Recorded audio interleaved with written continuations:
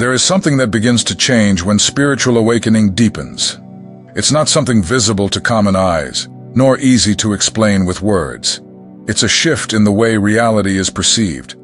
The world remains the same, people remain the same, but the way of seeing all of it is no longer the same. And it is precisely there that the difference is born between those who have awakened and those who still live on autopilot. The awakened chosen ones don't see an alternate world. They don't access hidden secrets or parallel realities. What they see is exactly what has always been in front of everyone, only without the filters most people learned to use since early on. Filters of fear, conditioning, repetitive thinking, inherited concepts. While many look, the awakened truly see. This different perception usually causes estrangement. The awakened begins to notice patterns that once went unnoticed. They perceive inconsistencies in speech, superficiality in relationships, automatism in behaviors, not out of judgment, but out of clarity. They feel that something no longer fits, even when everything seems normal to others.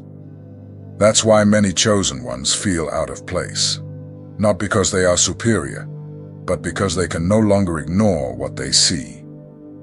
Reality becomes clearer. Masks become evident. Silence speaks louder than words, and the present becomes more real than mental stories about the past or future. Awakening doesn't add something new to the person. It removes. It removes noise, excessive thinking, blind identification with the ego.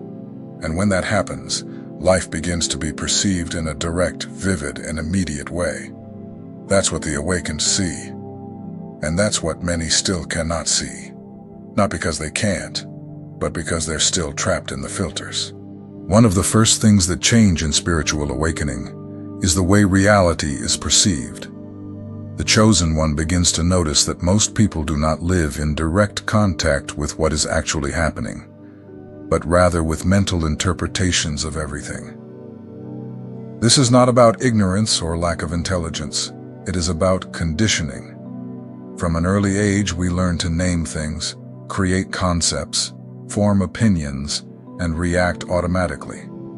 Over time, we begin to confuse these mental layers with reality itself.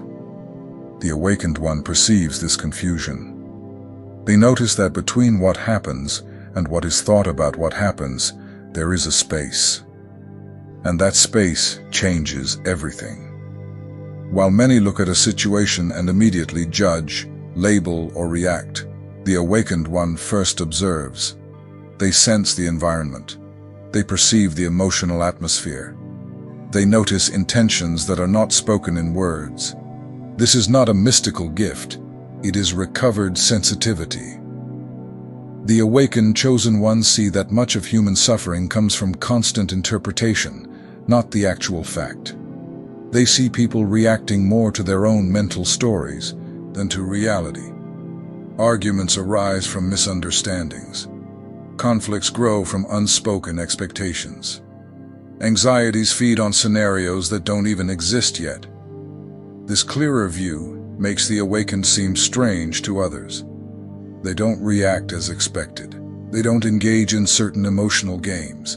They don't get involved in unnecessary dramas, not because they are cold, but because they see beyond the surface. Another thing the awakened perceive is how much people are trapped in roles: social, professional, familial, spiritual roles. Many confuse who they are with what they do, what they have, or with the image they need to uphold. The chosen one begins to see this as a fragile construction. They see that behind many behaviors lies the fear of rejection, fear of not belonging, fear of losing value. And in seeing this, they stop being moved by these fears. This brings inner freedom, but also loneliness at times, because not everyone understands this perspective. The awakened also perceive how the world rewards appearance more than truth, speech more than coherence, movement more than consciousness. And this creates a deep weariness in those who can no longer live behind a mask. There is no judgment in this, only clarity.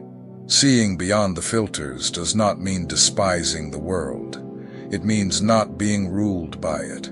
The chosen one learns to participate without getting lost, to observe without being contaminated, to act without fully identifying with the outcome. This way of seeing does not come from effort.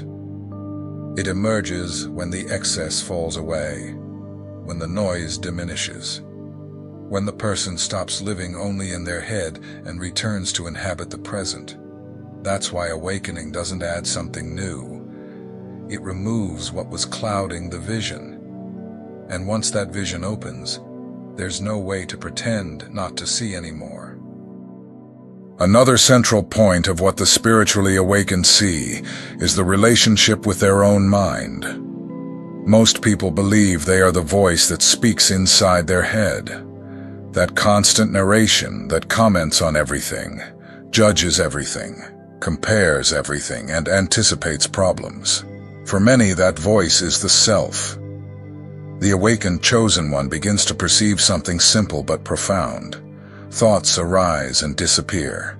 Emotions come and go. States change. And yet, there is something that remains, observing all of it. This recognition completely changes the relationship with the mind. When the awakened one realizes they can observe their thoughts, they understand that they cannot be just those thoughts. They begin to see them as events, not as identity. This drastically reduces unnecessary suffering. Negative thoughts still arise, but they don't dominate. Difficult emotions still appear, but they don't define who they are. This perception brings inner space. The chosen one doesn't need to react immediately to everything they think or feel. They gain time between stimulus and response. And in that space, discernment is born. The awakened see that much of humanity lives hypnotized by its own internal dialogue. People believe everything they think. They take thoughts as facts, stories as absolute truths, and from that, they build their lives. The chosen one begins to notice how this automatism generates anxiety, guilt, and fear. They see people suffering not from what is happening, but from what they are thinking about what is happening. And in seeing this, they begin to break free from the cycle. This doesn't mean the absence of thoughts. It means not being ruled by them. The awakened one doesn't try to silence the mind by force. They just stop confusing themselves with it. The mind becomes a tool, not a master. This change also alters how the chosen one relates to others. They realize that many people's reactions have nothing to do with them, but with the other person's inner world. This reduces conflicts, resentments, and the constant need for defense. Another important aspect is that, by not fully identifying with the mind, the chosen one begins to experience more presence. They feel the body more, perceive the environment more, live less in the past and the future. This brings a more vivid and direct sense of reality. The awakened see that the mind is useful, but limited. It was not made to command the entire life. When it takes that place, it causes suffering. When it's put in the right place, it serves. That is one of the biggest differences between those who have awakened and those who haven't. Not the type of thought, but the level of identification with it. And when that identification falls away, something essential is revealed. Life can be lived with more lightness, even in the midst of challenges. One of the deepest things the awakened chosen ones begin to see is that the sense of absolute separation does not hold up when observed closely. Most people live believing they are an isolated self, separate from the world, from others, and even from life itself. This perception creates fear, competition, and constant defense. The awakened begins to notice that this separation is more conceptual than real. They realize that everything is interconnected in ways that go beyond common logic. Not as a vague, mystical idea, but as a direct experience. They feel they are not outside of life, observing it, but inside it, participating in it. This completely changes the way they relate to the world. The chosen one begins to realize that hurting others is never neutral, not because of an imposed moral rule, but because the aggression returns internally. There is a silent recognition that everything is connected, even when forms appear different. The awakened see that many human actions are driven by the fear of separation, fear of losing, fear of being alone, fear of not being enough. This fear creates control, attachment, and a constant need for affirmation. When the illusion of separation begins to fall, that fear loses its power. This doesn't mean the awakened suddenly agree with everything or accept all behavior. On the contrary, they become more aware of boundaries. But those boundaries don't arise from hatred or blind defense. They arise from discernment. They understand where they can be without losing themselves, and where they need to step away to preserve their integrity. Another thing the chosen ones notice is that personal identity is more fluid than it seems. The self that defends itself so much is constantly changing. Thoughts change, emotions change, beliefs change. What seemed solid yesterday is no longer the same today. This perception weakens the excessive attachment to one's image. When the awakened see this, they become less rigid, less reactive, less attached to fixed opinions. They understand that defending the ego at all costs is to defend something unstable. This brings humility, but also freedom. This view also changes the relationship with nature and with the body. The chosen one begins to feel that they are not separate from the environment. They breathe and realize the air is not theirs, nor the world's. It is a flow. They eat and realize that it becomes part of them. Nothing is truly isolated. This understanding doesn't come from books. It comes from direct observation, from moments of silence when the mind is not trying to explain everything. In those moments, the feeling of unity naturally emerges. The awakened see that absolute separation is a useful construction for practical life, but limited when confused with deeper reality. And upon realizing this, something softens inside. Life ceases to be a constant fight against the world, and becomes a movement of which one is a part. Another striking aspect of what the awakened chosen ones see is the intelligence present in everything that exists. While many see the world as something chaotic, mechanical, or purposeless, the awakened begin to notice a silent order operating behind the forms. They observe their own body and realize they are not consciously in control of almost anything that truly sustains life. The heart beats on its own. Breathing happens. Digestion occurs. Wounds heal. The body responds to threats even before the mind perceives them. There is an intelligence constantly at work. This perception extends to nature, the growth of plants, the cycle of the seasons, the transformation of a seed into a tree. None of this requires conscious human effort. Everything happens in an organized, spontaneous, and precise way. The awakened begin to recognize that this same intelligence is present within themselves. This drastically reduces the need for excessive control. The chosen one realizes that trying to control everything causes suffering. Life doesn't always need to be forced. There are moments to act and moments to allow. Knowing the difference is a clear sign of spiritual maturity. The awakened also see that many internal conflicts come from the ego trying to take on a role that doesn't belong to it. The ego wants to decide everything, predict everything, guarantee everything. But life always escapes that control. When the chosen one realizes this, they relax internally. This relaxation does not lead to passivity. It leads to trust. Trust that something greater is sustaining the process. Even in difficult moments, the awakened feel they are not against life, but within it. This changes the way they go through losses, challenges, and uncertainties. Another important point is that the chosen one begins to notice that their actions often happen even before conscious thought. The idea arises, the movement happens, the decision reveals itself. This dismantles the illusion of an isolated controller running everything. This realization can be frightening at first. Many think they've lost control, but the awakened understand that absolute control never existed.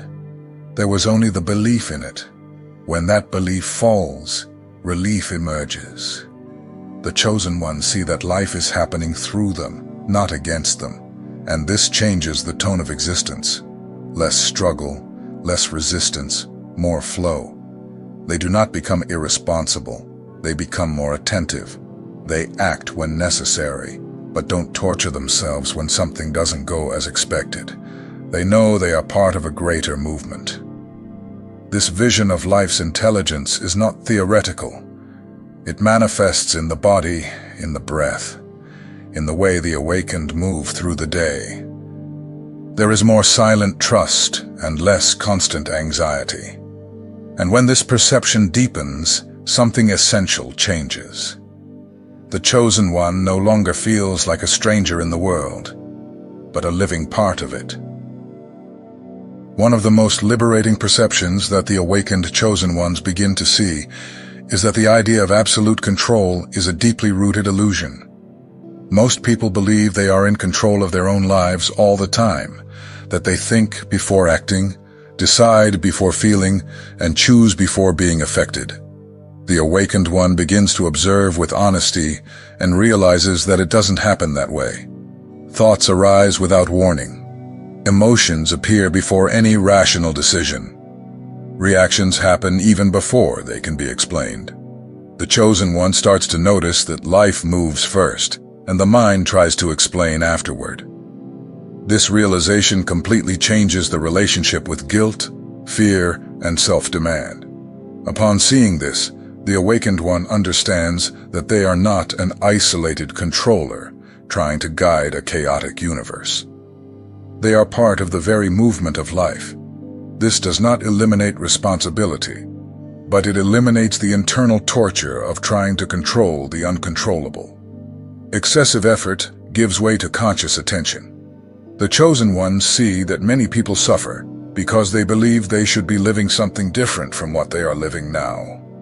They fight with the present moment. They blame themselves for the past. They constantly fear the future. The awakened one realizes that this struggle is unnecessary and unproductive. When the illusion of control begins to fall, a deep relief emerges. Life begins to be lived with more spontaneity.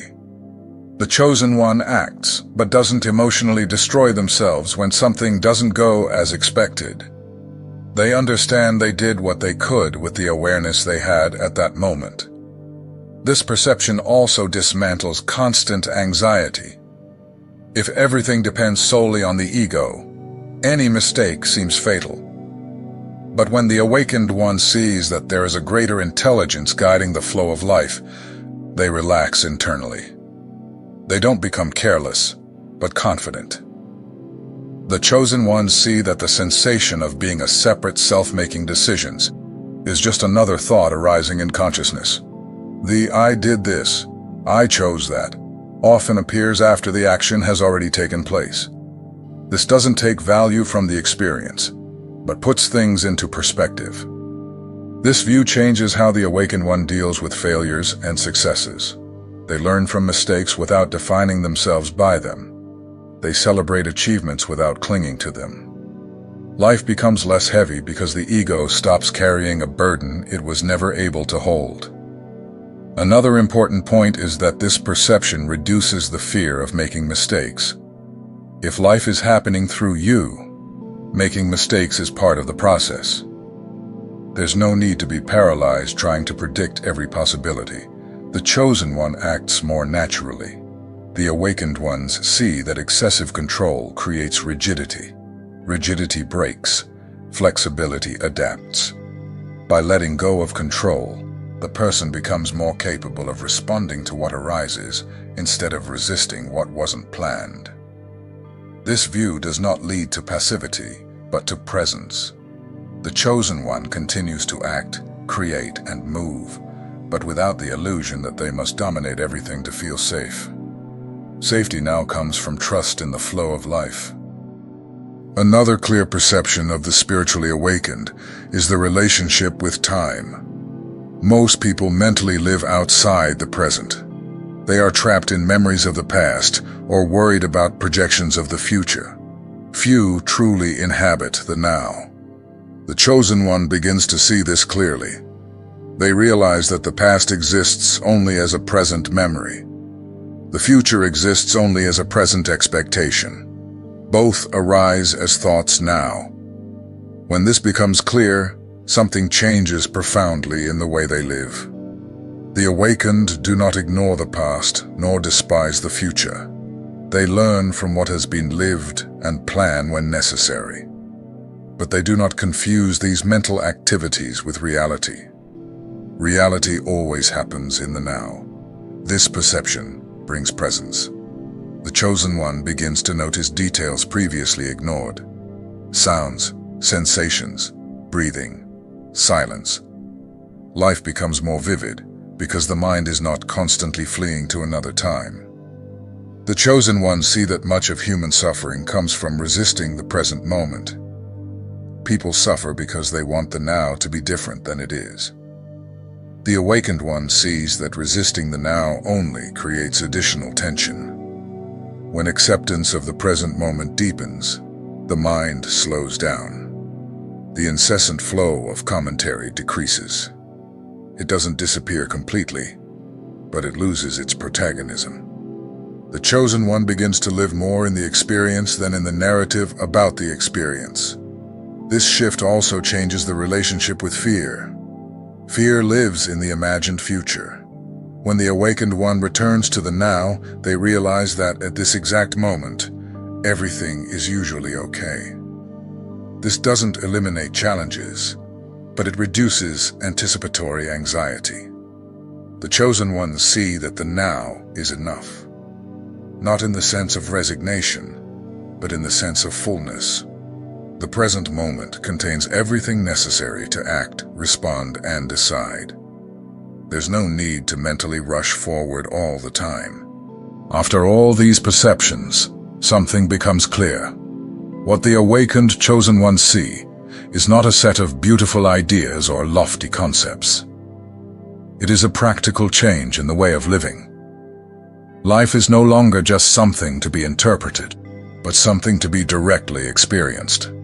The awakened one realizes that they don't need to understand everything to live well. They realize that many questions that once seemed urgent lose importance as presence deepens. The constant need for explanations diminishes. Silence is no longer uncomfortable and becomes a place of clarity.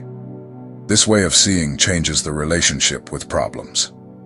Challenges still exist, but they no longer dominate the entire experience.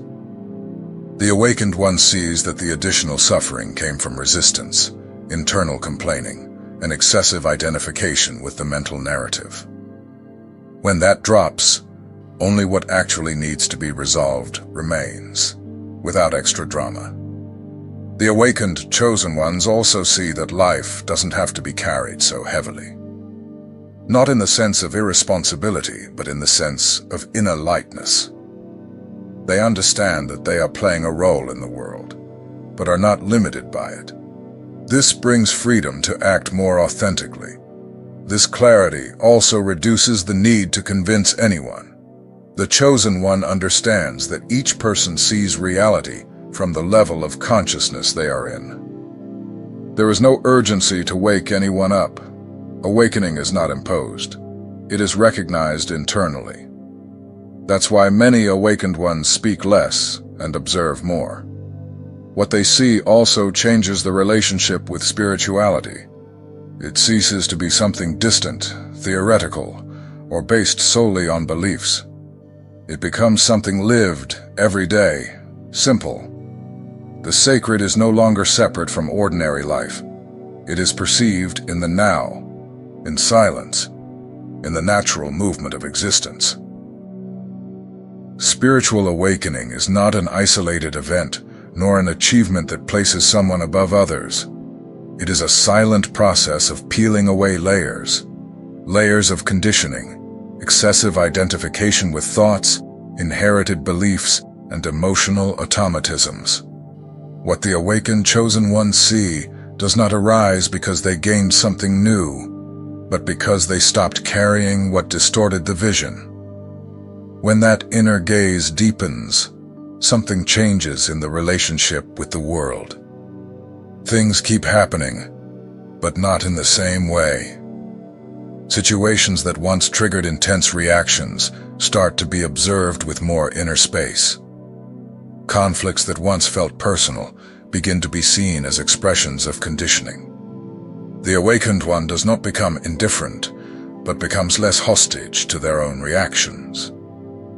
The awakened chosen ones see that much of human suffering does not come from events themselves, but from the resistance to them.